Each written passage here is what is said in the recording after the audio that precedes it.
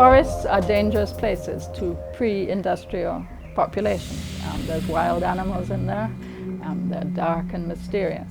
So it's not surprising that for any peoples who lived close to forests, you would develop a body of folklore that had to do with the dangers of the forest. The chief figure in the folklore, as far as I know it, and he was always there, and he has always been there, is Papa Bois. Papa Bois is reputed to be the guardian of the forest. I guess this is a retention to tales way before, we can remember, way before this century, of guardians of the forest and so on. And Papa Bois was supposed to be, he was a shapeshifter, as many of them were. So he could appear as anything, but usually he appeared as a large, horned, hairy creature. And he was not against hunting, but he was against indiscriminate hunting.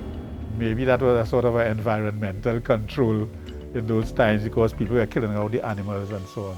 I'm not certain of what shape he assumes, but judging from an Alf Caballo painting, Papa Bois has horns and he has a cloven hoof. I'm reminded of the figure of a Pan, who in Greek Roman mythology had a similar stature as a nature deity. He played a pipe made out of reeds and he was half man and half goat.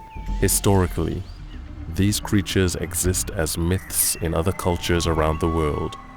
But to this day, the forests of Trinidad continue to hold secrets that stir more than just the imagination.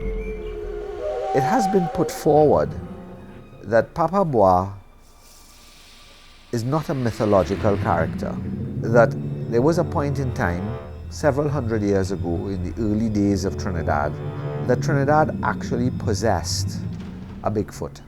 This is a point of view that I have heard, that foresters, hunters, people who live in the highwoods have experienced a long time ago the presence of or actually saw the old man of the forest.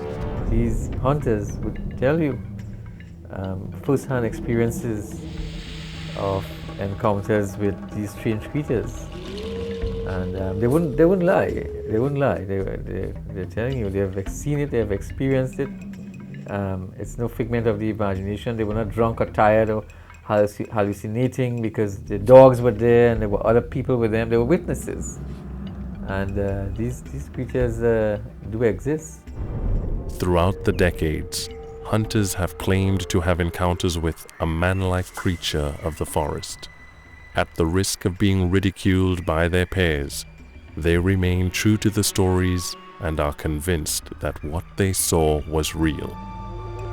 Denton Lorenko, a jeweler by trade, relates his own experience of what he saw as a teenager. I was about 15 years old, now attending St. Mary's College. And what I used to do as a pastime, I would make crab traps, and there were blueback crabs in abundance. I had approximately 20 traps, and I was down to probably the last 5. I felt a presence as if I was being watched. I could also smell the creature. I thought it was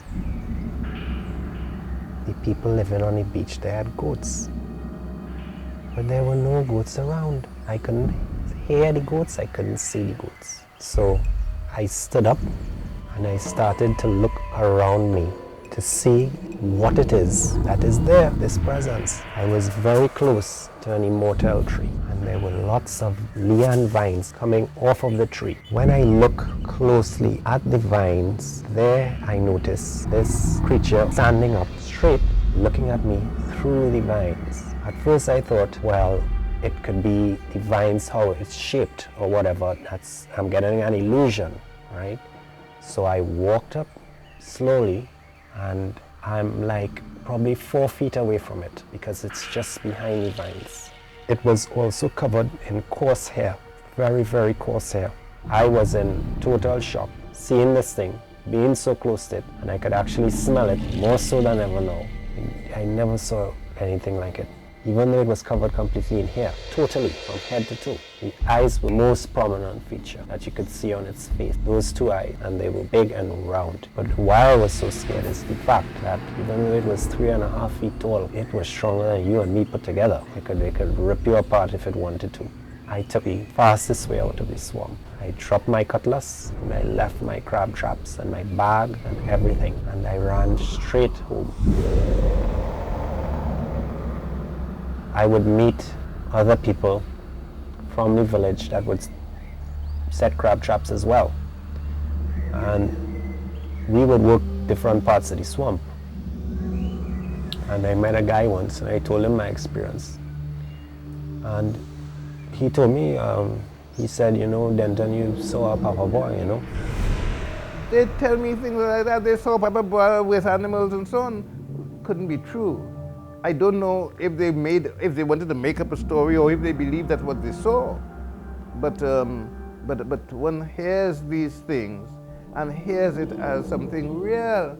I know it couldn't be real. I think you believe, you know.